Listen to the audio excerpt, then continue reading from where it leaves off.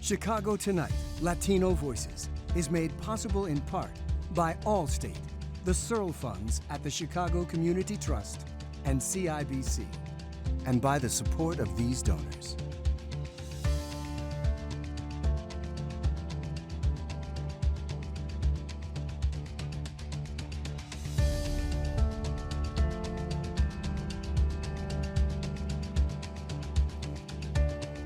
Good evening y bienvenidos to Chicago Tonight Latino Voices. I'm Alex Hernandez of Univision Chicago Primera Hora, which airs every weekday morning at 5 and 6. Thank you for sharing part of your weekend with us. On the show tonight, evictions can resume in Illinois after August 31st, what the end of the moratorium could mean for renters in Chicago. Chicago Public Schools says indoor masking is required next semester. We have a rundown of other health protocols in place for students and staff. After a federal judge halts the DACA program, a legal battle is brewing over immigration rights. And a local musician brings a Peruvian beat to his jazz band. Illinois coronavirus-related ban on evictions is coming to an end. Governor J.B. Pritzker says the state will allow eviction orders to be enforced after August 31st. That's more than 17 months after the moratorium was issued. This comes as the city and state point tenants and landlords toward assistance grants, of which tens of thousands have applied to. Meanwhile, a survey by the Building Owners Alliance found that Chicago housing providers have not been paid at least $1 billion since the beginning of the pandemic. Joining us to talk about what this could mean are Joseph Lopez, Executive Director of the Spanish Coalition for Housing, Luz Maria Ramirez Gonzalez, an intake specialist at the Northwest Side Housing Center, and Elvira Maya, a housing counselor at Neighborhood Housing Services of Chicago. Thank you all for joining us, and I want to start with Luz first. Let's start with you. How has the pandemic impacted the clients you serve and their ability to pay rent? It's hard for them, because a lot of landlords don't want to help them to apply for their part. So it's really hard, because some of them, they don't give them rent receipt, to prove they're paying rent, because they're paying the cash. Some of them are their immigrant status. Just because of that, they think they can give their rent receipt. They can afford them, to give them the rent receipt. But so they take advantage. They take advantage of that. Yes, they're taking advantage. They don't have to say, "Oh, I know your immigrant status is not good," or things like that. They don't have to say that. Just to, I don't have to give you anything. Okay. Just like that. And Joseph, what impact do you see the end of the eviction ban having on renters, especially in Latino communities? Right. I would say that the larger impact really kind of exasperates what has existed pre-pandemic, which is the housing cost burden for many of our Latinx and communities of color households that are low income. With the end of the eviction moratorium, the impact that does have is it heightens the sense of urgency for landlords and renters to access these relief programs, because as you've indicated at the top, there's been several, I would say $1.5 billion funneled through the state of Illinois for housing stabilization purposes, both on the rental side as well as the home ownership side. I think with this new round of funding that's coming down the pipeline is going to continue to assist renters with housing stabilization. So it's key that folks access resources from organizations that are on this call, but across the city and in the county. And that's something that we want to ensure that is available to households throughout the region. And going out with Elvira, and how do you think the language barriers and concerns related to immigration status affected the pandemic's impact on housing in Chicago's Latino communities? It has been horrible today. The clients, mostly I see foreclosure prevention clients.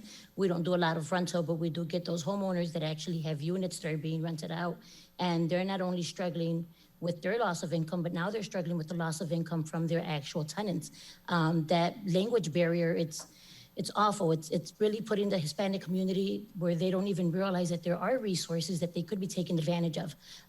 Kind of like back to what Luz Maria was saying earlier, employers, tenants, they're taking advantage of individuals with that language barrier because, they think, well, they don't have the means or they're not able to communicate with other people to make sure to even, double check and see whether or not there are, any services available. I've had clients that I've met with that haven't even gone and applied for unemployment benefits, being that they do have documents, so they are legal in the state. However, because of that language barrier, their employer was able to convince them of the fact that they did not qualify and for them to not go and apply.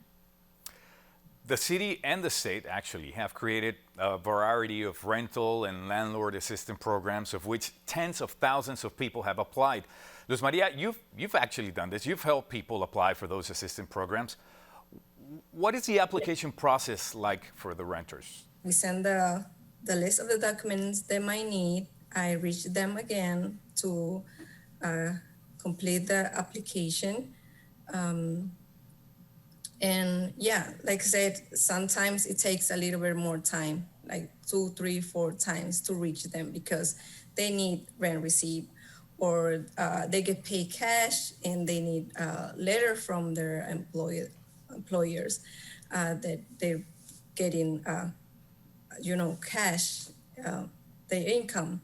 And yeah, so it's the process. It's the process of getting all the documents ready, pretty much. Yeah, that, and sometimes they're afraid to give the name and the number from the landlords, or if it's a company. This is going to give us also a picture of what's going on. For example, in Chicago's most recent round of rental assistance grants, and you're seeing the graphic here, more than 26,000 people have applied for $137 million in grants, but the city has just $80 million available for that round. It is expecting to receive more funding in the fall, and the state expects to do additional rounds of grants as well. Joseph, are the assistance programs enough to prevent what feels like what could be a looming housing crisis? I think it's a good start in a sense to ensure that stabilization does happen in the short term. I think the long-term opportunities exist really to look at the mortgage relief for both the small landlords who are property owners and oftentimes rely heavily on rental payments to pay down their mortgage debt, as well as single-family homeowners. So you're looking at in the near term, the housing stability funds that are available currently are key for short-term stabilization, but the long-term piece also requires a significant amount of mortgage relief for property owners as well. And we're seeing resources that would be made available in the next few weeks to support that. I want to move now with Elvira, and we are short on time. You also work with homeowners trying to keep their homes from foreclosure. What challenges are they running into? Right now, I've noticed that a lot of our Latinx community are in conventional mortgages that are not federally backed, meaning that all of those programs that have been put in place, for FHA mortgages and for those conventional mortgages that are federally backed, these banks don't have to meet those requirements, meaning that while you see on TV or you hear on the radio or people are telling you, no, you can go ahead and extend your forbearance, for a lot of our Latinx community members that are actually in those conventional, loans that are not backed by the government, that's not an option for them. They're not able to extend their forbearances. Some of them are not even able to get a full forbearance. I've seen clients where, doing the math, I know that they should be receiving complete forbearance, full forbearance. And unfortunately, the best that I can do for them, because the bank does not have to meet those requirements, is a partial forbearance. Thank you very much. I have less than 30 seconds, and I want to end with you, Luz. What would you tell renters at this time that are facing these issues and that they need help still? To have a little bit of patience, and that we trying, at least on Northwest Side Housing Center, and I think most of the agencies, we try to let them know what documents they might need, and we give them time. And I know it's hard, and it's it's been easy. Right. And then there's a process because this is for everything. There's a process that for mortgage, for And time is ending. I mean, yes, the and eviction comes to an end yes. August 31st. And unfortunately, our time has also end. I want to thank all three of you for joining us today. Joseph Lopez, Luz Maria Ramirez Gonzalez, and Elvira Maya. Thank you. Thank you so much. Thank you. Thank you. Up next, what will Chicago Public Schools look like when class resumes next month?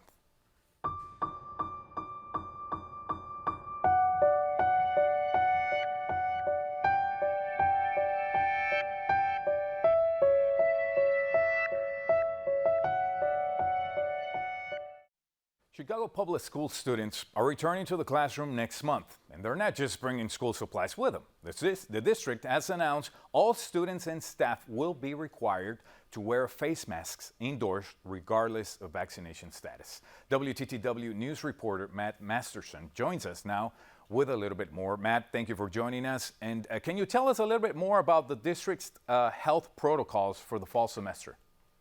So like you said, the big one is that masks must be worn indoors by everyone, students and staff alike, unless they are eating. That's one of the main requirements that the school district announced on Thursday. CPS is also going to require that individuals remain about 3 feet, at least 3 feet apart from each other while indoors. They need to keep that social distance between them.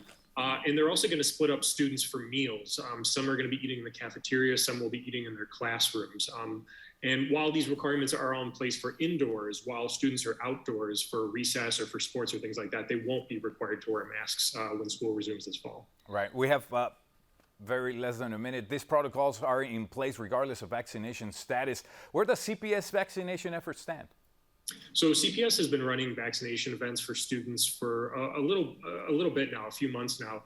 As we know, with the city, everyone 12 years and older is now eligible to get the vaccine, CPS students or anyone.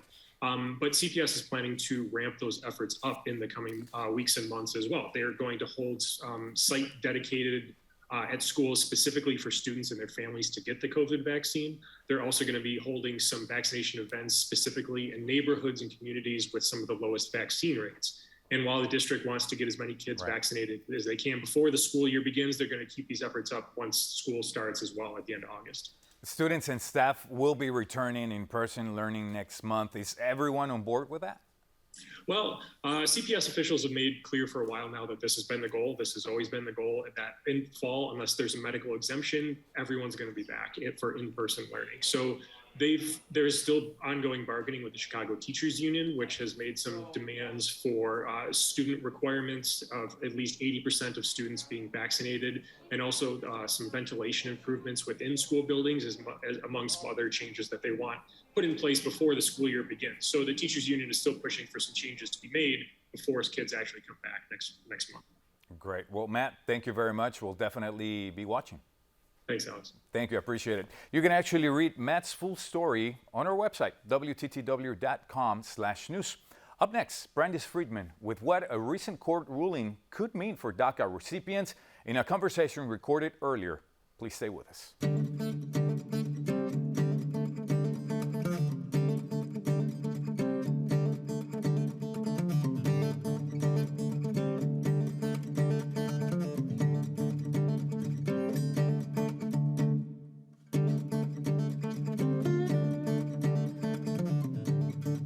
Immigration status of hundreds of thousands of people in America is now in limbo. That's after a federal judge in Texas put a halt on the Deferred Action for Child Arrivals immigration policy, or DACA, on Friday. Under DACA, individuals brought to America as children are allowed to avoid deportation and work through 2-year renewable periods. DACA was signed by President Barack Obama in 2012 as a presidential memorandum. District Court Judge Andrew Hanen referenced the process in which the policy was established in ruling it unconstitutional. Joining us are Laura Reese, Senior Research Fellow for Homeland Security at the Heritage Foundation. It's a conservative think tank based in Washington, D.C. And Vanessa Esparza Lopez, Managing Partner of the National Immigrant Justice Center, which is affiliated with the anti-poverty organization Heartland Alliance here in Chicago. Welcome both of you to Chicago tonight. Vanessa Esparza-Lopez, let's start with you, please. What was your reaction to this news on Friday, and what have you been hearing from your clients, especially those who are dreamers? Sure, thank you so much for the opportunity. Before we get to that, I just want to remind your viewers who is at the center of these legal and political battles. These are community members, these are our neighbors, our loved ones, our coworkers, and so it's important not to lose sight of that when we're talking about what's going on with this ruling. But in general, there's frustration that we hear from our clients, confusion with the differing district court decisions that have come out in the recent, just this past Friday, and then before that in December, and disappointment definitely from our clients. And Laura Reese, what was the reasoning for the judge's ruling on this part of the DACA program? Sure. So the judge ruled that the DACA program is illegal because it is the authority of Congress to establish immigration laws, including providing immigration benefits for whatever population.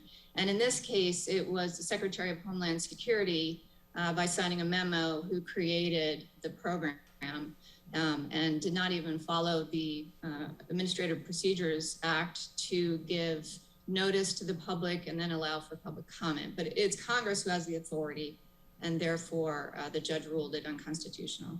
To that end, you just talked about it a little bit, but how does the rulemaking process differ from obviously an executive order like the one President Obama signed in 2012 that established DACA? Well, it is Congress has the authority to grant benefits, and so including work authorization, which is part of the DACA benefit. So even if the administration files a rule to provide this benefit, it's Congress that has the authority. And Congress has considered such legislation many times over the years, but has failed to pass such a bill, which is why President Obama had Secretary Napolitano go ahead and stand up the program via memo. Vanessa, your organization represents people within the DACA program who've received that status. What does the application and the renewal process entail? Before that, if I could just respond with regards to Judge Hannon's ruling. No one's disputing that Congress has the authority to pass laws, but we still feel that the judge's ruling was erroneous. The fact is that our U.S. immigration laws provide vast authority to the executive branch in how it enforces the immigration laws. So it can choose to not detain or deport certain community members. And it could also provide affirmative relief programs in the exercise of individualized discretion like the DACA program does. Now, in terms of the DACA process itself, there's certainly a lot of form filling, a lot of documentation that goes along to support the applicant's eligibility. And once filed, the individual does go through an extensive background check, after which point the agency does make an individualized determination in the exercise of prosecutorial discretion, whether or not to grant the benefit to that individual. So, Laura Reese, of course, we're talking about young people here who, in many cases, were brought here as children and have fully grown up in this country up to this point. Why shouldn't their immigration status be protected, or is it just a matter of how this particular program was implemented? Well, in addition to how the program was implemented, rewarding illegal immigration is bad policy because it begets more illegal immigration. And we're seeing that play out every day right now with the border crisis. Just this year, 95,000 unaccompanied alien children have come to the border and have been let in. And this administration continues to say, if you come as an unaccompanied child, we will let you in, which is incentivizing and encouraging more parents to put their children into the hands of traffickers and bring them to the US. It's very dangerous, and these traffickers have no regard for human life. So it's bad policy and it's dangerous. Americans have a very generous legal immigration system, but we want an orderly system and we value life. So the administration should be encouraging lawful immigration, not encouraging people to come unlawfully. Vanessa, we know that DACA has been legally challenged numerous times by the Trump administration, but it was in late 2020 that the Supreme Court called the former president's efforts to end the program, quote, arbitrary and capricious. Would you say that's a fair assessment? Because additionally, Congress has, as Laura mentioned, has failed to pass this kind of legislation. What does that tell you? Well, it tells me that the Congress really needs to get its act together now. President Biden and Congress have the opportunity to pass through the resolution package that is in Congress right now. They have the opportunity to provide lawful status to not just DACA recipients, but to as a vast amount of people as possible. We're talking about TPS recipients, we're talking about farm workers, essential workers. And the fact is that President Obama was forced to, go through and enact DACA because Congress was not getting its act together and passing anything at that point. We're nearly 10 years later, next June will be the 10th anniversary of DACA, and we still don't have a resolution. So, we can debate, the intricacies of Judge Hannon's ruling, but I think we can all agree that it's time for Congress to do its job and pass a package. And lastly, on that same point, what are your projections for DACA? Several members of Congress are talking about immigration reform as part of budget reconciliation. What do you see happening next in about 30 seconds? So immigration is not infrastructure, and the Democrats in Congress should not be trying to jam through a bill that they can't get 60 votes for using a budget reconciliation tactic because they only need 51 votes. The American people do not want more illegal immigration. They want a lawful system, and they want that respected. And no one wants that more than immigrants who have come themselves lawfully. Okay, we'll have to leave it there. My thanks to Vanessa Esparza-Lopez and Laura Reese for joining us. Thank you. Thank you. And we're back with more right after this.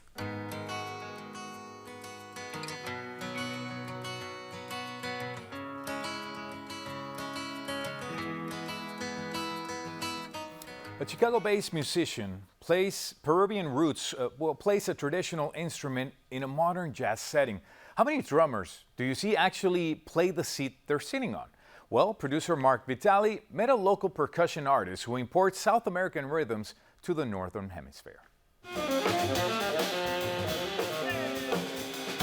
Juan Pastor switches from his drum kit to the cajon in mid-song. This is the cajon. It's an Afro-Peruvian instrument that I grew up playing. Most Peruvian people know what a cajon is because a lot of them are just in houses. It's kind of a popular thing now to, even for musicians, for people that are not musicians, to have still a cajon in their home. It's a simple instrument and it's used for most of the Afro-Peruvian dances. Juan Pastor grew up in the capital city of Lima. Like the first 20 years of my life, I learned a lot of focusing on Peruvian percussion instruments, how to transfer some of those sounds onto the drum set. So what happens is that you have a lot of people from different countries like hanging out sometimes in clubs in Miraflores, that's where I'm from. A lot of these clubs have like jazz, but why do I say jazz? Because it's not like the straight ahead jazz that you'll find maybe in the US when you go to a jazz club. It's more like already some kind of fusion between Peruvian folkloric music. It could be from the Afro-Peruvian culture, it could be from the Andes. The good thing about Lima is that it's kind of always doing their own thing, which is really cool. The Peruvian music is constantly evolving right now. He left Peru to study at Northern Illinois and DePaul, and he founded a band, Chinchano. Chinchano is my tribute, creating my music. It's that influence, it's who I am now as a person who grew up in Peru and later on developed a music career in the States. Pastor is also an in-demand player who's worked with Kurt Elling and Micaiah McCraven. Music runs in the family. My mother, she's a folkloric Peruvian singer, and my father as well, he's a musician, a bass player, guitar player. One of the main reasons also I do music is having music in the house, not necessarily like, hey, learn this, just like performing in an everyday, like hearing music. After 13 years in the Chicago region and student visas, work visas, and artist visas, he is still trying to get his green card. It's amazing that it's still very hard for somebody who, let's say, have been doing the right things in terms of getting paperwork. It's still a long process. And even after showing all these things, the green card process will ask me for lots of evidence, like things like You have to have a Grammy. So far, I haven't get the Grammy yet. Hopefully this next album will cut it. While I love being in Peru and being close to my family, Chicago, I could say, is my home. For Chicago Tonight, this is Mark Vitale. Sadly, Juan Pastor just returned from Lima, Peru to attend the funeral of his father, Carlos Pastor. He asked that we dedicate tonight's story to his memory. And Pastor is working on a new album. His band, Chinchano, just announced 2 shows next month. You can find out more on our website. And that's our show for this Saturday night. Join Brandis Friedman tomorrow night for Chicago Tonight Black Voices. This is what you have. More women will dying in U.S. jails. Brandis will talk with formerly incarcerated women about that and more. Plus, the last word on why it's time for more black folks to enjoy the great outdoors.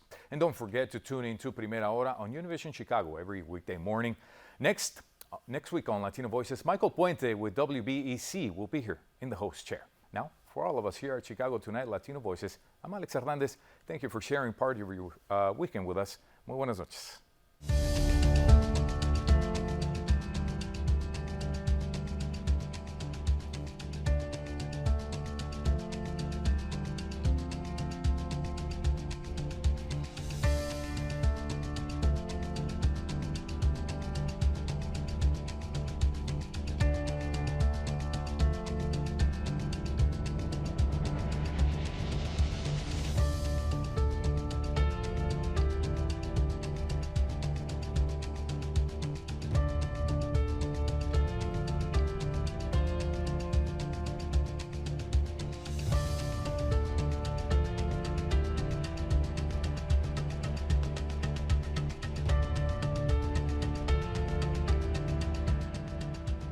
Closed captioning is made possible by Robert A. Clifford and Clifford Law Offices, a Chicago personal injury and wrongful death firm that supports free educational initiatives in the legal profession.